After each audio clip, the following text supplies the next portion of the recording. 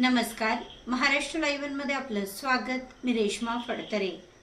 सोमाटणे येथील पाणी शुद्धीकरण फिल्टर प्रकल्पासाठी तातडीने जनसेट उपलब्ध करून देण्याबाबत उपनगराध्यक्ष गणेश मोहनराव काकडे यांनी मुख्याधिकारी गिरीश तापकेकर यांना निवेदन सादर केले आहे.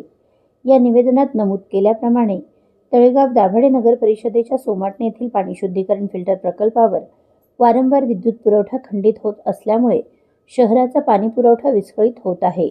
विशेषतः सध्या पावसाचे दिवस असल्याने वीज पुरवठा वारंवार खंडित होतो आणि नागरिकांना वेळेवर पाणी मिळत नाही.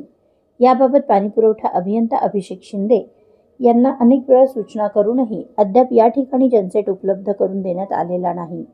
परिणामी वीज गेल्यानंतर पाणी उपसा व शुद्धीकरणाची प्रक्रिया पूर्णपणे बंद पडते आणि संपूर्ण शहरातील नागरिकांना मोठ्या प्रमाणात पाणी टंचाईचा सामना करावा लागतो.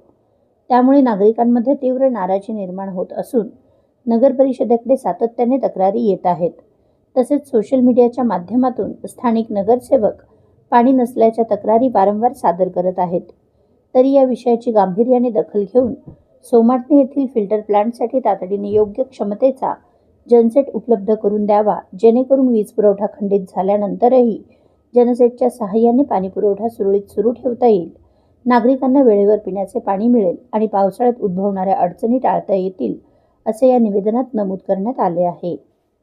आपल्या परिसरातील घडामोडी जाणून घेण्यासाठी महाराष्ट्र लाईव्ह सबस्क्राईब करा व बेल आयकॉन प्रेस करायला विसरू नका. धन्यवाद.